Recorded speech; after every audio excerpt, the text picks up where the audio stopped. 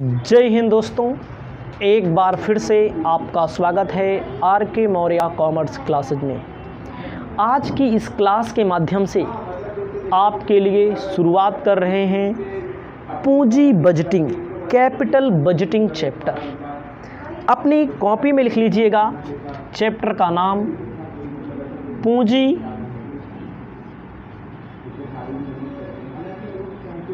Budgeting. ध्यान दीजिएगा, पूंजी बजटिंग इंग्लिश में कहते हैं कैपिटल बजटिंग। आपके पेपर में क्वेश्चन यहाँ से पूछे जाते हैं। आप किसी लेवल की तैयारी करते हो, अगर आप फाइनेंशियल मैनेजमेंट, बिजनेस फाइनेंस आपके सिलेबस में है तो यहाँ से क्वेश्चन पूछे जाते हैं। ध्यान दीजिएगा, जो पूंजी बजटिंग चैप्टर है, सब्जेक्ट है, आपको उसमें बताना चाहते हैं जैसे कोई भी व्यवसाय होता है उसके लिए पूंजी ज़रूरी है, कैपिटल ज़रूरी है। बिना किसी कैपिटल के, बिना किसी पूंजी के कोई भी व्यवसाय हो ही नहीं सकता। आपको सबसे पहले बताना चाहते हैं किसी भी व्यवसाय के लिए पूंजी बजटिंग एक जटिल समस्या है। कौन सी समस्या है? जटिल समस्या है। ऐसा नहीं है कि चैप्टर जटिल है, समस्या जटिल है। किसी भी व्यवसाय के लिए चैप्टर बहुत आसान है, ठीक है। आपको बताना चाहते हैं, अलग अलग विद्वानों ने अलग अलग परिभाषा दी है, ठीक है। पूंजी बजटिंग क्या है? पूंजी बजटिंग पूंजी का प्रबंधन करना। ध्यान दीजिएगा, पूंजी बजटिंग क्या है? पूंजी का प्रबंधन करना, पूंजी बजटिंग कहलाता है। पूंजी बजटिंग क्या है? पूंजी का प्रबंध करना, पूंजी की व्यवस्था करना क्या कहलाता है? पूंजी बजटिंग कहलाता है। विद्वानों ने क्या कहा है? विद्वानों ने क्या है पूंजी बजटिंग में कहा गया है? यही कहा गया है इन्हों के द्वारा भी, ठीक है। एक लिख देते हैं, कह रहा है पूंजी बजटिंग डबल इन्वर्टेड कामा में, पूंजी बजटिंग पूंजी खर्च विकल्पों के निर्माण, पूंजी खर्च विकल्पों के निर्माण, मूल्यांकन, चुनाव, देखभाल, मूल्यांकन, चुनाव, देखभाल,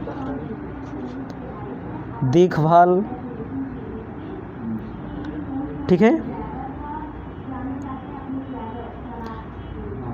की समूची प्रक्रिया है, कि समूची प्रक्रिया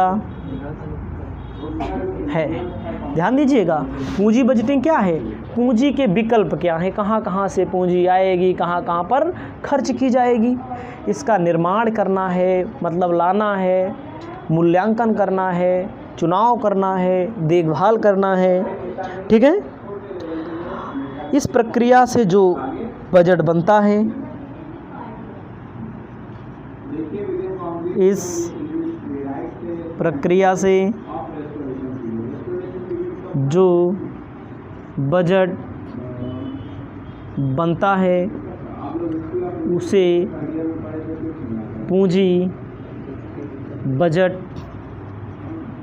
कहा जाता है, ठीक है। पूंजी बजट कहा जाता है। एक बार फिर से समझ लीजिए, पूंजी बजटिंग पूंजी खर्च करना, पूंजी के विकल्पों का निर्माण करना, मूल्यांकन करना, चुनाव करना, देखभाल करना क्या कहलाता है? पूंजी बजट कहलाता है। इसके अंतर्गत लिखना है आपको पूंजी बजटिंग की प्रक्रिया। हेडिंग अब होगी आपको अपनी कॉपी में लिखना है पूंजी बजटिंग की प्रक्रिया। पूंजी बजटिंग की प्रक्रिया। जो पूंजी होती है, पूंजी बजटिंग की प्रक्रिया। पूंजी बजटिंग की प्रक्रिया में लिखना है परियोजना का निर्माण। ध्यान दीजिएगा, पहला लिखना है परियोजना। देखो, परियोजना का निर्माण किया जाता है। देखो, प्रोजेक्ट बनाए जाते हैं। प्रोजेक्ट अंग्रेजी में कहते हैं, परियोजना कहते हैं, योजना कहते हैं। इसका क्या किया जाता है? निर्माण किया जाता है। जैसे इसमें कहा गया है आय बढ़ाने वाले प्रस्ताव रखे जाते हैं। आय बढ़ाने वाले प्रस्ताव रखे जाते हैं। कहाँ से आय, कहाँ से इनकम बढ़ेगी, लिखा है। लागत में कमी, किसी वस्तु की लागत ज़्यादा आ रही है या लागत में कमी का प्रस्ताव रखा जाता है। लागत में कमी का प्रस्ताव रखा जाता है, ठीक है। नया उत्पाद क्या बनाया जाएगा? ध्यान दीजिएगा, ऐसा लिख लीजिए, नया उत्पाद बनाने का प्रयास किया जाता है। नया उत्पाद क्या होगा? क्षमता बढ़ाना। भाई कोई भी व्यवसाय है उसके बाद नया व्यवसाय चालू करना, ये सारी चीज़ें इसके अंतर्गत आती हैं। ये सारी चीज़ें इसके अंतर्गत आती हैं। इसे अपनी कॉपी में अपनी सुविधा को दृष्टि में रखते हुए लिख लीजिए। हम बहुत अच्छी चीज़ें आपको बता रहे हैं, देख लीजिएगा। बड़े जुगाड़ से काम कर रहे हैं, बड़े जुगाड़ से वीडियो बना रहे हैं, ठीक है। सच्चाई आपके सामने नहीं है जिस जुगाड़ से हम बना रहे हैं, ध्यान दीजिएगा। दूसरा नंबर आपको लिखना है परियोजना का मूल्यांकन।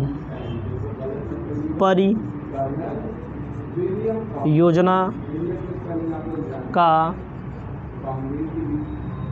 मूल्यांकन। परियोजना का मूल्यांकन किया जाता है। जो प्रोजेक्ट बनाए गए हैं उनका मूल्यांकन किया जाता है, ठीक है। सबसे पहले इसमें लिखना है रोकड़ प्रवाह। रोकड़ प्रवाह का अनुमान लगाया जाता है कि कितने। रोकड़ प्रवाह का मतलब रोकड़ का आना और रोकड़ का जाना। बिजनेस में कितनी मात्रा में कहाँ से रोकड़ आ रहा है, कहाँ रोकड़ जा रहा है, इसका भी निर्धारण किया जाता है। परियोजना का मूल्यांकन किया जाता है। दूसरा नंबर अपने कॉपी में आपको लिखना है, ठीक है। परियोजना की जांच की जाती है। परियोजना मतलब जो काम चल रहा है, काम। परियोजना की जांच की जाती है। परियोजना की जांच के बाद तीसरा लिखना है आपको, परियोजना की जांच के बाद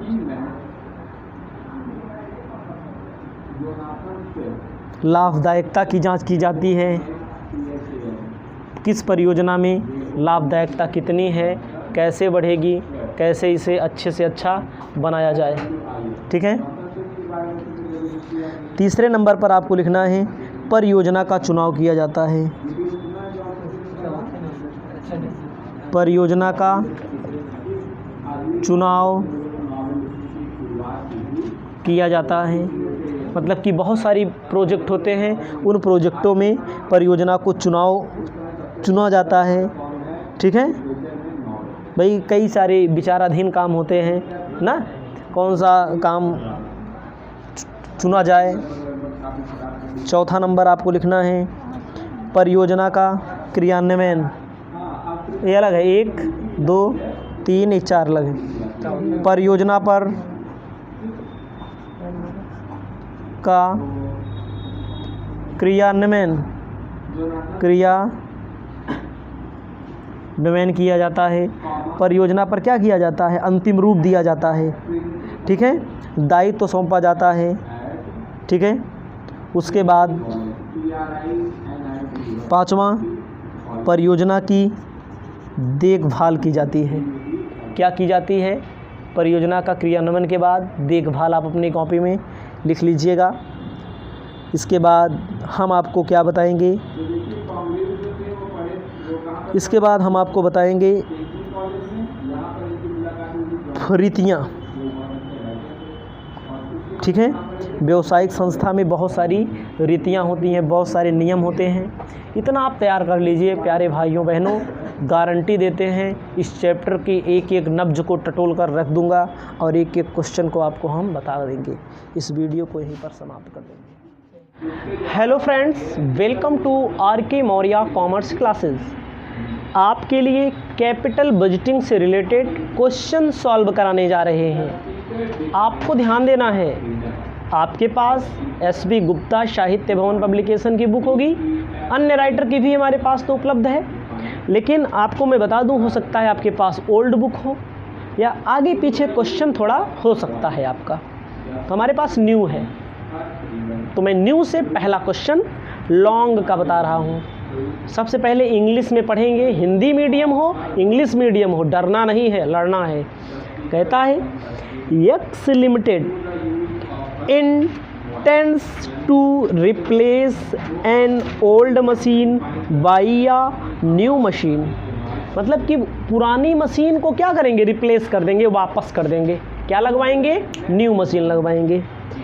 कहता है from the detail given below, आपके सामने डिटेल दिया गया है, फाइंड आउट करना है cash outflow 0 period of time. कोई बात नहीं है, कैश आउटफ्लो आपको पता करना है। कैश आउटफ्लो की बात हो रही है, यहाँ इनफ्लो नहीं हो रहा है, outflow.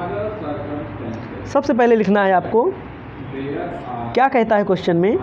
Cost of old machine 1,50,000, life of the machine 5 year, remain useful life 2 year, remain useful life हो गया, depreciation on old machine 30,000 per annum, cost of new machine, installation charge amount दिया गया है, cell of old machine, और additional working capital needed, tax rate दिया गया है, income पर 30%, कैपिटल गेन 30% और इनकम पर 50%। आपको लिखना है कैलकुलेशन या computation of net cash outflow, net cash outflow, calculation of net cash outflow at 0 period of time, 0 period of time कहता है। कोई बात नहीं है। क्या मालूम करना है? कैश आउटफ्लो, आउट का मतलब कितना गया। ध्यान दीजिएगा, लिखना है आपको, सबसे पहले लिखना है कितना गया, ये भी ध्यान देना है बच्चा। आउटफ्लो मतलब कितना खर्च हुआ। लिखना है आपको cost of new machine, cost of new machine, नई मशीन की कीमत दी गई है 2,10,000 रुपये की। ठीक है, प्लस दिया गया है इंस्टॉलेशन चार्ज। इंस्टॉलेशन चार्ज का मतलब 30,000 दिया गया है, समझिएगा। इन्होंने खरीदा कितने की? 2,10,000 की। इंस्टॉलेशन चार्ज 30,000 मत देखना, इंस्टॉलेशन चार्ज के सामने 30,000 देखना। कितने की लागत हो गई? जब कोई सामान खरीदते हैं उसको लगवाने में जो पैसा खर्च होता है उसको जोड़ दिया जाता है। अब कॉस्ट कितने की हो गई? 2,40,000 की। बाद में भैया बाद में कह रहे हैं कि इसको बेच देंगे, और 30% कैपिटल गेन लेकर के, समझिएगा, 30% कैपिटल गेन लेकर के बेच दिया जाएगा।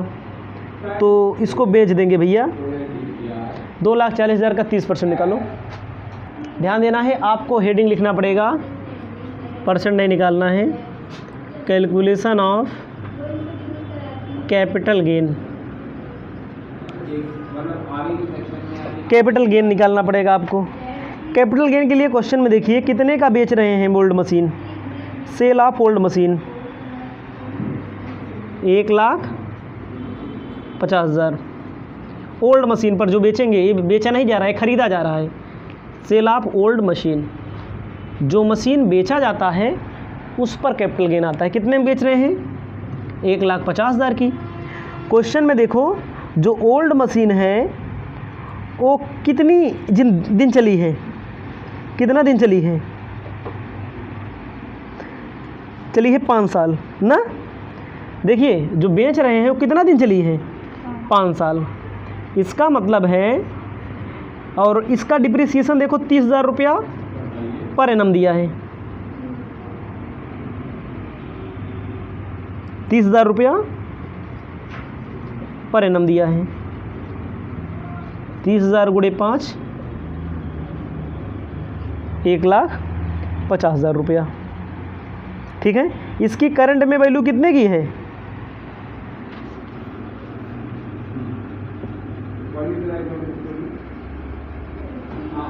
समझा भैया? Sale of old machine, cost of old machine, sale of नहीं बोला है, कॉस्ट ऑफ ओल्ड मशीन, इसको लिखिए कॉस्ट ऑफ ओल्ड। इसको 1,50,000 में खरीदे थे, हर साल कितना डिप्रिसिएशन घटेगा? 30,000, 5 साल तक 1,50,000। एक करंट वैल्यू 0 है, इसकी करंट वैल्यू कितनी है? 0 है। लेकिन क्वेश्चन में कहा है पुरानी मशीन से इनको कितना मिल गया? 75,000, ठीक है। यहाँ लिखना है आपको सेल ऑफ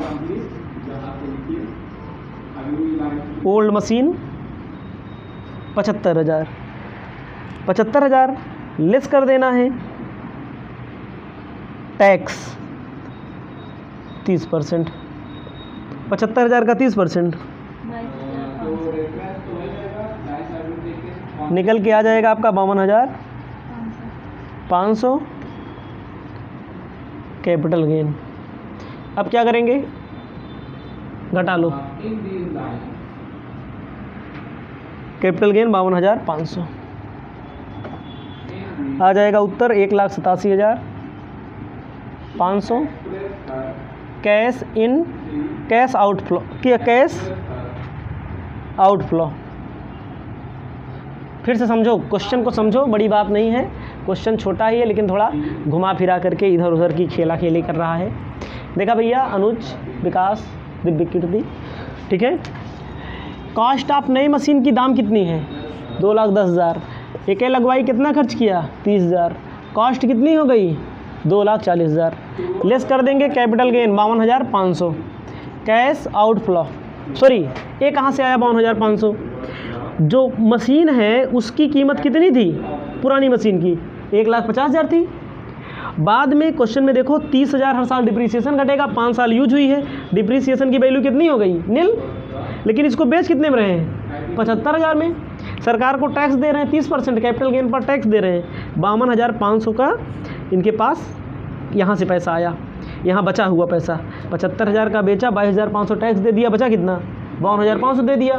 52,500 घटा लेंगे, खर्चा किया 2,40,000, आया है कितना? 52,500, 1,87,500 कैश आउटफ्लो हो गया। पहला क्वेश्चन हो गया। लाइन से दूसरा, तीसरा, चौथा, पाँचवा सब पढ़ते चले जाइए। Hello friends, welcome to R K. Maurya commerce classes. आप पढ़ रहे हैं कैपिटल बजटिंग चैप्टर।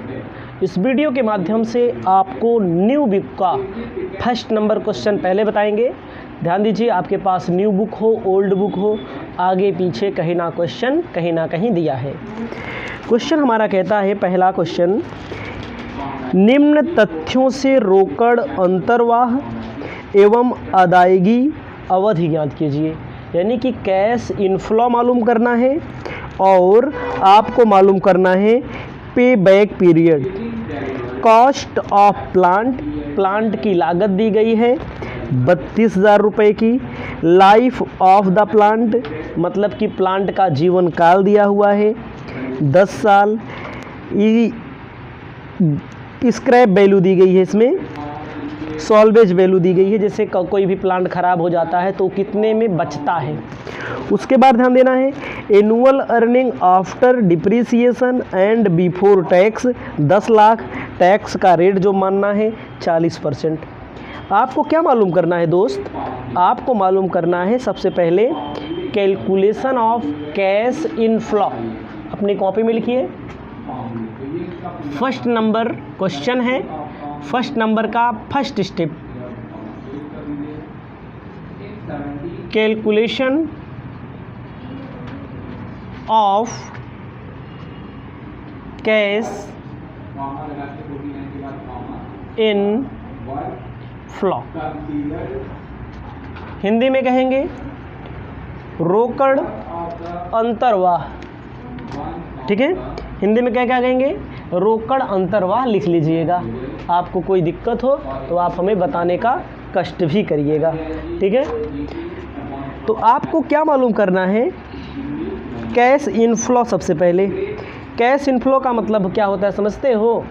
सबसे पहले आपको प्रॉफिट लिखना है बिफोर डिप्रिसिएशन एंड टैक्स दिया गया है। प्रॉफिट कितना दिया है, annual earning before depreciation and tax. Annual मतलब वार्षिक, annual profit before tax and depreciation. कितना दिया भैया, 3 लाख रुपया दिया है। बिफोर का मतलब पहले, टैक्स और डिप्रिसिएशन के पहले। आपको ध्यान देना है, आपको इसमें घटा देना है डिप्रिसिएशन। डिप्रिसिएशन का फॉर्मूला होता है कॉस्ट में से स्क्रैप वैल्यू माइनस कर दो। कॉस्ट कितने की है, 22,50,000।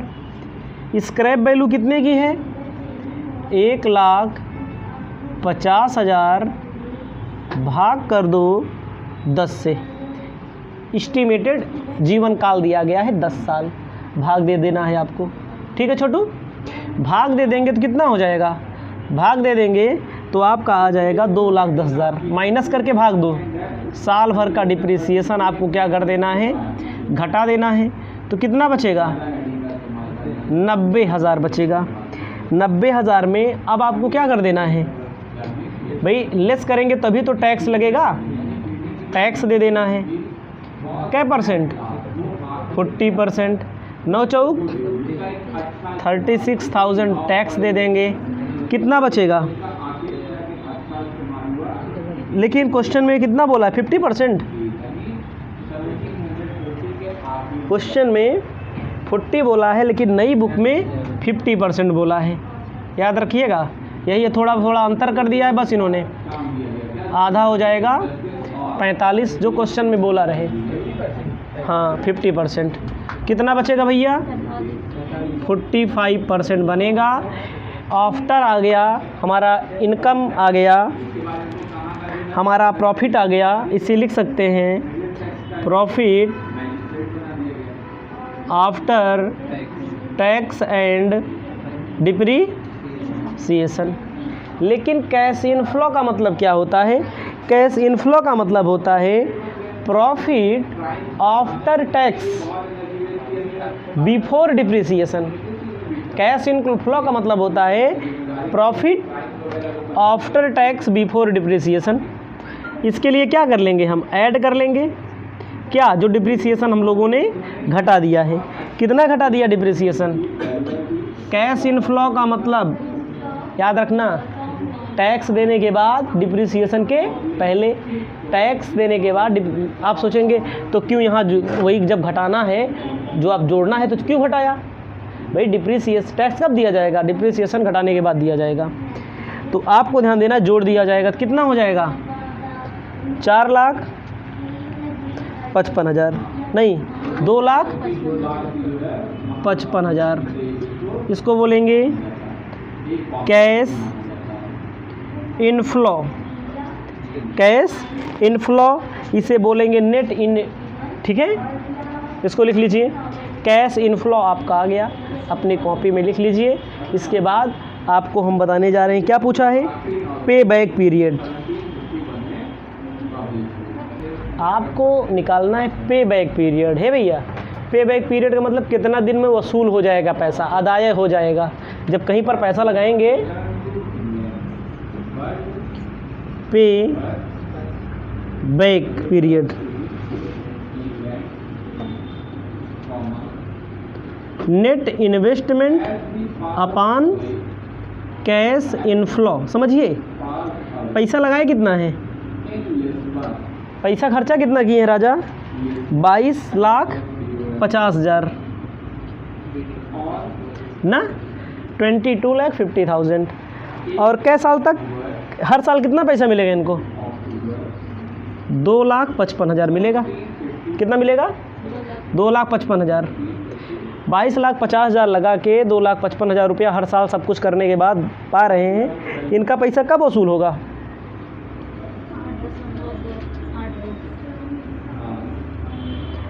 अपनी कॉपी में लिख लीजिएगा,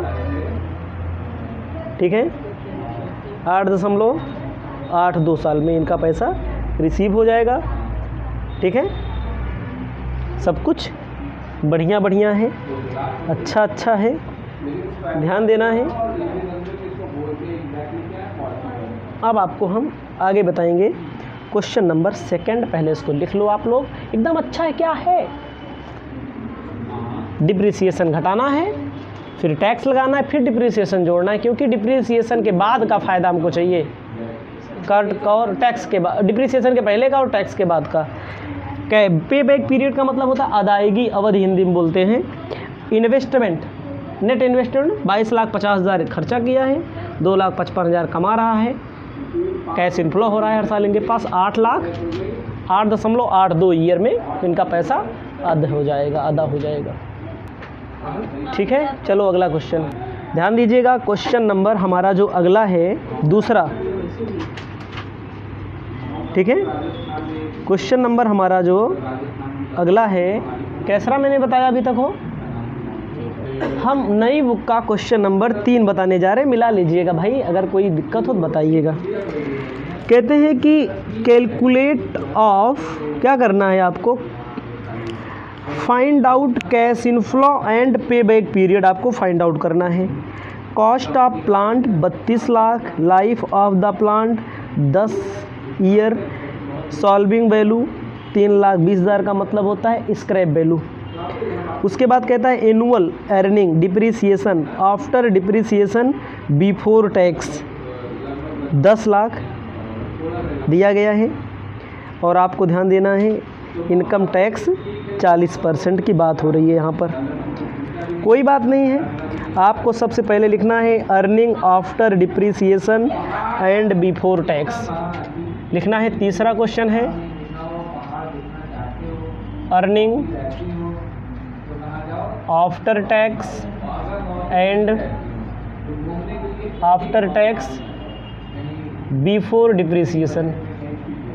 क्या बोल रहा है, after depreciation before tax, after depreciation before tax. कितना दिया भैया, 10 लाख। हमें क्या चाहिए, डिप्रिसिएशन के पहले और टैक्स के बाद का। मैं आफ्टर दिया है तो डिप्रिसिएशन नहीं निकालना है, भी आपको निकालेंगे बाद में, इसको जोड़ना पड़ेगा बस, क्योंकि डिप्रिसिएशन घटाने के बाद दिया है। लेस करेंगे 40% टैक्स, 10 लाख का 40% 4 लाख, बचेगा क्या 6 लाख। अब ऐड कर देना है डिप्रिसिएशन, डिप्रिसिएशन ऐड कर देना है। डिप्रिसिएशन कितना होगा, डिप्रिसिएशन लगा दो। कॉस्ट 32 लाख, स्क्रैप वैल्यू 3,20,000, 10 से भाग दे दो, 2 लाख 88,000 हो जाएगा 8,88,000। इसे बोलेंगे एनुअल कैश इन फ्लो। ध्यान दीजिएगा 10 लाख की संपत्ति, 10 लाख रुपया कमा रहे हैं। हमें क्या चाहिए याद रखिएगा, दिमाग पे नहीं गाल पे तमाचा पड़ेगा। पहले बता दे रहे हैं सबको, जो वीडियो देख रहे हैं सबको, हमको क्या चाहिए, हमको चाहिए profit after tax before depreciation.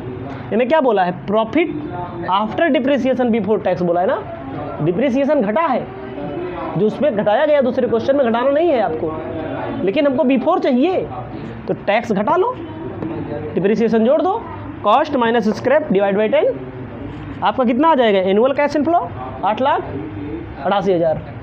हमें क्या चाहिए, पे बैक पीरियड, पे back period, net investment upon inflow 8 lakh net investment, पैसा कितना इन्वेस्टमेंट किया 32 लाख, हर साल कितना कमा लेंगे 8,88,000। कितना दिन में वसूल हो जाएगा 3.62 ईयर। अपनी कॉपी में लिख लो कितना दिन में पैसा वसूल है, ठीक है। डब्बा गिर रहा है भैया, पैसा वसूल हो गया ना समझ में आवे तो हम क्या करें, बुरा बढ़िया से बताएं, पहले बता दे रहे हैं आपको। हमारे पास जो बुक है क्वेश्चन नंबर 4 बताने जा रहे हैं। आपके पास जो बुक होगी उसमें हो सकता है 3 हो। कहता है, ध्यान दीजिएगा, पार्टी में कहता है कॉस्ट ऑफ मशीन दिया गया है, आपको वही मालूम करना है। Annual cash inflow 30 lakh 60 lakh, machine की कॉस्ट 60 लाख, ये कि ज़िंदगी कितनी है 10 साल। स्क्रैप वैल्यू 96,000, स्क्रैप वैल्यू मतलब मशीन कबाड़ा हो जाएगी तब वो 96,000 की बिक जाएगी। 30,000 रुपया हर साल कमाई देती है, 30 लाख रुपया कमा कर देती है कंपनी। सेल्स होता है, बिक्री होती है 30 लाख की। Variable cost 40% of the revenue. Fix cost, variable का मतलब होता है बिजली लगवाया अपने घरे में, जो लोग वीडियो देख रहे होंगे बिजली लगवाया हो ना, वेरिएबल होता है बिजली। कम जलाओगे सेमी वेरिएबल होता है, अर्ध परिवर्तनशील। कम जलाओगे तो उतने देना पड़ेगा, उतना meter charge, service charge, GST उतने देना पड़ेगा। और ज़्यादा जलाओगे तो ज़्यादा देना पड़ेगा। मोटरसाइकिल होगी आपके घर में, गाड़ी होगी, पेट्रोल होगा, डीजल होगा, डालते होंगे उसमें। कम चलाओगे तो कम लगेगा, ज़्यादा चलाओगे तो ज़्यादा लगेगा। टायर होगा ना, कम चलाओगे गाड़ी या साइकिल कम खिसेगा, ज़्यादा चलाओगे तो ज़्यादा खिसेगा। ये क्या बोलते हैं वेरिएबल। सेमी वेरिएबल के क्या बोलते हैं, अर्ध परिवर्तनशील, जो फिक्स रहे, कुछ फिक्स रहे कुछ बदल जाए। फिक्स का मतलब जो ना बदले। अभी आपको आगे पार्टी बताएंगे। रेट ऑफ इनकम टैक्स दिया है 50%। आपको क्या मालूम करना है, सबसे पहले annual cash inflow, calculation of annual cash inflow, रोकड़ अंतर्वाह बोला जाता है। सबसे पहले लिखना है भैया, हमें फ़ायदा नहीं निकाल के दिया है, हमें क्या निकाल के दिया है, हमें क्या निकाल के दिया है, सेल्स रेवेन्यू। रेवेन्यू मतलब बेचने से आए। कितने से कमाए 30 लाख कमा लिए, वाह भाई वाह। 30 लाख रुपया कमाए नहीं है, बेचने से आया है, माल पानी बेचेंगे आएगा। लेस करेंगे, कहता है कि वेरिएबल कॉस्ट रेवेन्यू का 40%, मतलब कि 30 लाख कमाई हो रही है, पैसा आ रहा है। Variable cost at the rate of 40%, 30 lakh का 40/100, 4 3 12 लाख। ठीक है, कितना बचा 18 लाख। ठीक है, अब आपको ध्यान देना है, इसमें क्वेश्चन में क्या कह रहा है, फिक्स कॉस्ट कितना 1,80,000 बोला है, माइनस कर लो कितना बचेगा 16,20,000। अभी इसको ढंग से समझाएंगे, ठीक है। अब हमको क्या चाहिए, हमका कहाँ पहुँचना है, डिप्रिसिएशन के पहले का फ़ायदा चाहिए, टैक्स के बाद का चाहिए। टैक्स कब लगा तो का पता है, ए भैया, टैक्स कब लगेगा, सारा खर्चा घटाने के बाद टैक्स लगता है, समझ रहे हो।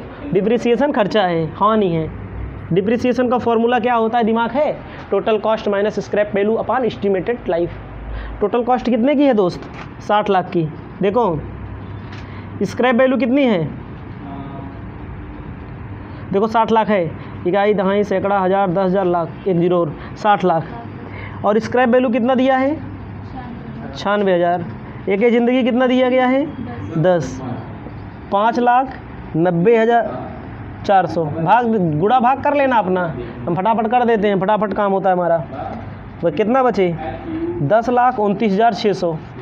अब इन्हें टैक्स दे दो, सरकार लेगी क्या, टैक्स 50%, 5,14,800, इसी 50%, 14,800। कितना बचे, 5,14,800। हमका फ़ायदा चाहिए टैक्स के बाद, डिप्रिसिएशन के पहले। डिप्रिसिएशन घटाया कहाँ, अब क्या करेंगे, जोड़ ला भैया, जोड़ ला, कितना, 5,90,400, वही जोड़ लो, नीले कलर से जो लिखा है जोड़ लो, कितना हो जाएगा, 11,05,200। समझिएगा, आ गया हमारा annual cash inflow. Cash inflow वार्षिक रोकड़ अंतर्वाह। फिर से समझो प्यारे भाइयों, प्यारे बहनों, समझिएगा। सेल बेचा मैंने कितने का, 30 लाख का। इनमें फिक्स कॉस्ट है, वेरिएबल कॉस्ट। वेरिएबल का मतलब क्या होता है, बहुत जगह मिलेगा आपको। वेरिएबल का मतलब जो बदल जाए, जो बदल जाए।